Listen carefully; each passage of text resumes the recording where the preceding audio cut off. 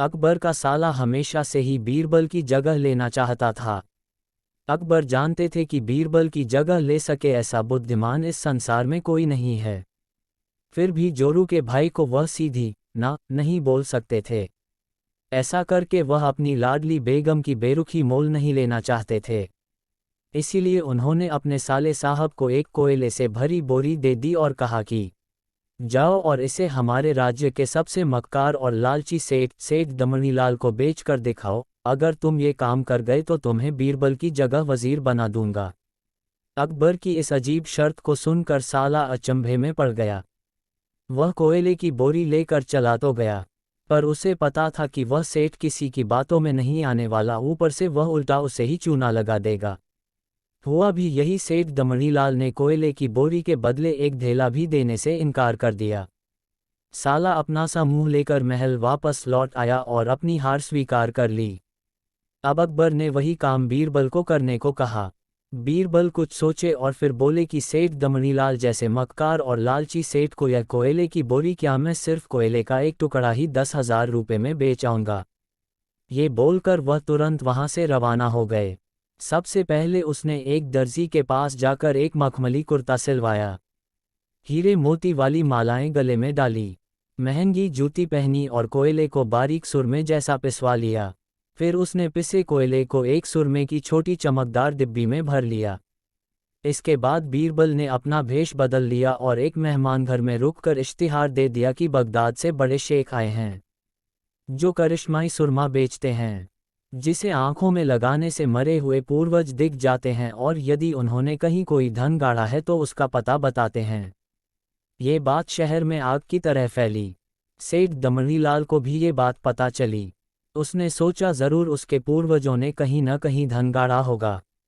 उसने तुरंत शेख बने बीरबल से संपर्क किया और सुरमे की डिब्बी खरीदने की पेशकश की। शेख ने डिब्बी के 20,000 रुपये मांगे और मोल भाव करते करते 10,000 में बात तय हुई। पर सेठ भी होशियार था, उसने कहा मैं अभी तुरंत ये सुरमा लगाऊंगा और अगर मुझे मेरे पूर्वज नहीं दिखे तो मैं पैसे वापस ले लूंगा। बीरबल बोला, बिल्कुल आप ऐसा कर सकते हैं, चलिए शहर के चौराहे पर चलिए और वहां इसे जांच लीजिए। सुरमे का चमत्कार देखने के लिए भीड़ इकट्ठा हो गई। तब बीरबल ने ऊंची आवाज में कहा, ये सेठ अभी ये चमत्कारी सुरमा लगाएंगे और अगर ये उन्हीं की औलाद हैं जिन्हें ये अपना माँ बाप समझते हैं तो इन्हें इनके पूर्वज दिखाई देंगे और गड़े धन के बारे में बताएंगे। लेकिन अगर आपके माँ बाप में से किसी ने भी बेईमानी की होगी और आप उनकी असल औलाद नहीं होंगे तो आपको कुछ भी नहीं दिखेगा। और ऐसा कहते ही बीरबल ने सेठ की आंखों में सुरमा लगा दिया। फिर क्या था, सिर खुजाते हुए सेठ ने आंखें खोली। अब दिखना तो कुछ था नहीं, पर सेठ करे भी तो क्या करे। अपनी इज्जत बचाने के लिए सेठ ने 10,000 बीरबल के हाथ थमा दिए और मुंह फुलाते हुए आगे बढ़ गए। बीरबल फौरन अकबर के पास पहुंचे और रुपये थमाते हुए सारी कहानी सुना दी। अकबर का साला बिना कुछ कहे अपने घर लौट गया और अकबर बीरबल एक दूसरे को देखकर मंद मंद मुस्काने लगे। इस किस्से के बाद फिर कभी अकबर के साले ने बीरबल का स्थान नहीं मांगा। आपको कहानी अच्छी लगी हो तो चैनल को सब्सक्राइब जरूर करें। धन्यवाद। आइए सुनते हैं बीरबल की चतुराई की अगली कहानी। एक बार बादशाह अकबर को पान की तलब हुई। उन्होंने अपने एक खास पान वाले को पान लगाने के लिए कहा। उसने पान बनाकर बादशाह को दे दिया। बादशाह ने चुपचाप पान खाया और उस पान वाले को अगले दिन आधा किलो चूना दरबार में लेकर आने को कहा। वह नहीं जानता था कि बादशाह ने उसे ऐसा क्यों कहा। वह चुपचाप चूना लेने बाजार चला गया। उसने दुकानदार से आधा किलो चूना मांगा। दुकानदार ने उससे पूछा कि इतना चूना क्यों खरीद रहे हो। उसने बताया कि किस तरह उसने बादशाह को पान दिया था। दुकानदार को समझते देर न लगी कि कुछ गड़बड़ है। उसने पान वाले को समझाया कि दरबार में चूना लेकर जाने से पहले बहुत सारा घी पीकर जाना। उसने सलाह मानकर वैसा ही किया और दरबार में जाने से पहले खूब सारा घी पी लिया। दरबार में पहुंचने पर बादशाह ने उसे सारा चूना खाने को कहा। वह हैरान रह गया। उसे उम्मीद न थी कि बादशाह ने उसे चूना इसलिए मंगवाया था, लेकिन वो तो इसके लिए तैयार था। इसलिए उसने सारा चूना खा लिया। इसके बावजूद उसे कुछ नहीं हुआ तो बादशाह ने उससे कारण जानना चाहा। उसने अपनी और दुकानदार की बातचीत के बारे में बादशाह को बता दिया। अब बादशाह उस व्यक्ति से मिलने को उतावले हो रहे थे जिसने उनके मन की बात को पहले ही जान लिया था। बादशाह ने हुक्म दिया कि उस दुकानदार को अगले दिन दरबार में हाजिर किया जाए। अगले दिन उस दुकानदार को दरबार में लाया गया। बादशाह ने उससे पूछा कि वो उनके मन की बात को कैसे समझ गया। तब दुकानदार ने कहा, हुजूर, जब यह आदमी मेरे पास चूना खरीदने आया था तो मैंने इससे पूछा कि इतने चूने का क्या करोगे। मुझे इसने बताया कि इसने आपको पान बनाकर खिलाया और फिर आपने उसे चूना लाने का हुक्म दिया। तब मुझे समझते देर न लगी कि जरूर गलती से इसने पान में चूना थोड़ा ज्यादा लगा दिया होगा, जिसे बादशाह के मुंह में छाले हो गए होंगे, और इसी का एहसास करवाने के लिए आपने इससे चूना मंगाया। मैंने इसे सलाह दी कि दरबार में जाने से पहले घी पीकर जाना, जिससे अगर तुम्हें चूना खाना भी पड़े तो उसका असर कम हो जाएगा। ये दुकानदार और कोई नहीं बीरबल ही थे। अकबर उस दुकानदार से इतना खुश हुए कि उन्होंने उस दुकानदार को अपना मुख्य सलाहकार रख लिया, जो आगे चलकर बीरबल के नाम से प्रसिद्ध हुए। आइए सुनते हैं बीरबल की चतुराई की अगली कहानी। बीरबल बहुत नेकदिल इंसान थे। वह सदा दान करते रहते थे और इतना ही नहीं, बादशाह से मिलने वाले इनाम को भी ज्यादातर गरीबों और दीन दुखियों में बांट देते थे, परंतु इसके बावजूद भी उनके पास धन की कोई कमी न थी। दान देने के साथ साथ बीरबल इस बात से भी चौकन्ने रहते थे कि कपटी व्यक्ति उन्हें अपनी दीनता दिखाकर ठग न लें। ऐसे ही अकबर बादशाह ने दरबारियों के साथ मिलकर एक योजना बनाई कि देखें कि सच्चे दीन दुखियों की पहचान बीरबल को हो पाती है या नहीं। बादशाह ने अपने एक सैनिक को वेश बदलवा कर दीनहीन अवस्था में बीरबल के पास भेजा कि अगर वह आर्थिक सहायता के रूप में बीरबल से कुछ ले आएगा तो अकबर की ओर से उसे इनाम मिलेगा।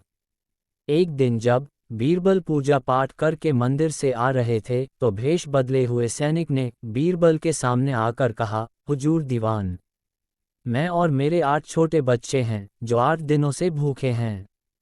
भगवान का कहना है कि भूखों को खाना खिलाना बहुत पुण्य का कार्य है। मुझे आशा है कि आप मुझे कुछ दान देकर अवश्य ही पुण्य कमाएंगे।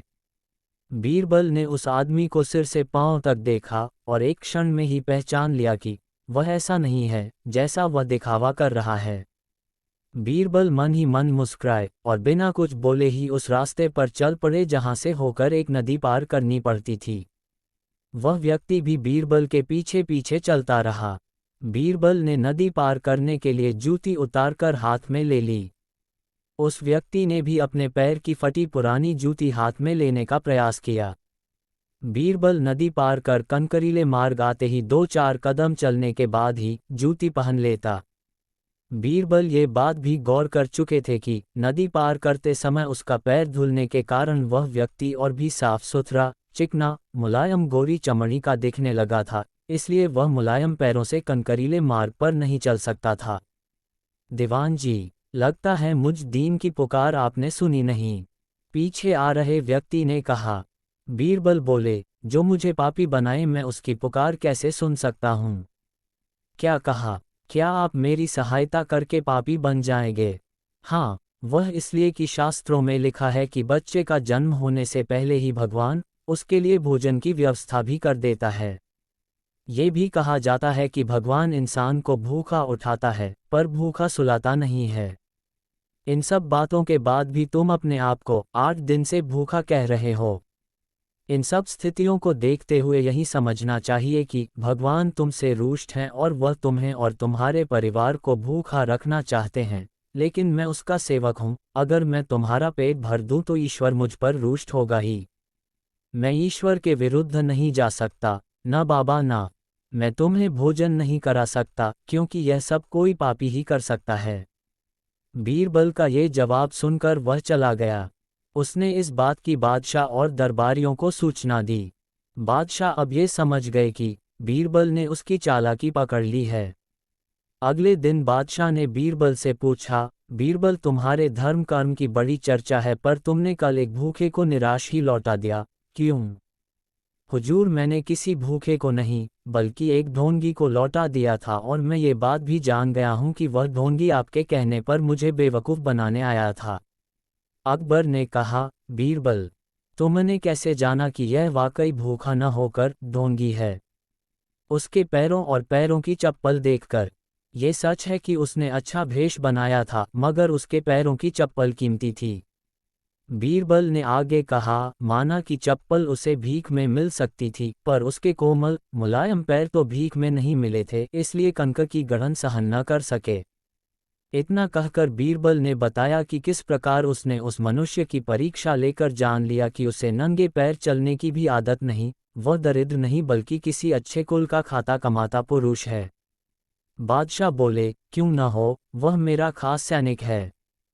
फिर बहुत प्रसन्न होकर बोले, सचमुच बीरबल, मापदौलत तुमसे बहुत खुश हुए। तुम्हें धोखा देना आसान काम नहीं है। बादशाह के साथ साजिश में शामिल हुए सभी दरबारियों के चेहरे बुझ गए। आइए सुनते हैं बीरबल की चतुराई की अगली कहानी। महाराजा अकबर बीरबल की हाजिर जवाबी के बड़े कायल थे। उनकी इस बात से दरबार के अन्य मंत्री मन ही मन बहुत जलते थे। उनमें से एक मंत्री, जो महामंत्री का पद पाने का लोभी था, ने मन ही मन एक योजना बनाई। उसे मालूम था कि जब तक बीरबल दरबार में मुख्य सलाहकार के रूप में है, उसकी यह इच्छा कभी पूरी नहीं हो सकती। एक दिन दरबार में अकबर ने बीरबल की हाजिर जवाबी की बहुत प्रशंसा की। ये सब सुनकर उस मंत्री को बहुत गुस्सा आया। उसने महाराज से कहा कि यदि बीरबल मेरे 3 सवालों का उत्तर सही सही दे देता है तो मैं उसकी बुद्धिमत्ता को स्वीकार कर लूँगा, और यदि नहीं तो इससे ये सिद्ध होता है कि वह महाराज का चापलूस है। अकबर को मालूम था कि बीरबल उसके सवालों का जवाब जरूर दे देगा, इसलिए उन्होंने उस मंत्री की बात स्वीकार कर ली। उस मंत्री के 3 सवाल थे। पहला, आकाश में कितने तारे हैं? दूसरा, धरती का केंद्र कहाँ है? तीसरा, सारे संसार में कितने स्त्री और कितने पुरुष हैं?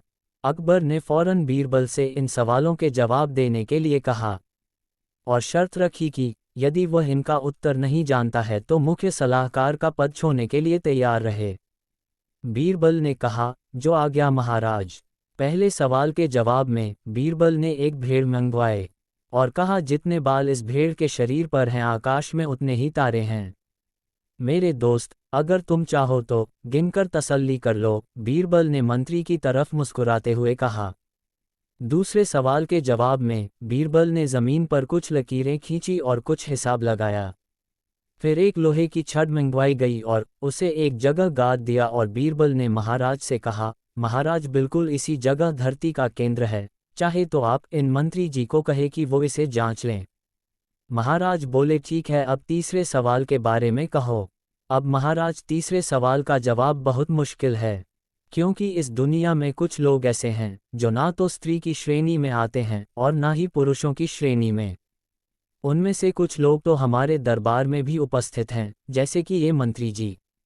महाराज, यदि आप इनको मौत के घाट उतरवा दें तो मैं स्त्री पुरुष की सही सही संख्या बता सकता हूँ। अब मंत्री जी सवालों का जवाब छोड़कर थर थर कांपने लगे और महाराज से बोले, महाराज, बस मुझे मेरे सवालों का जवाब मिल गया। मैं बीरबल की बुद्धिमानी को मान गया हूँ।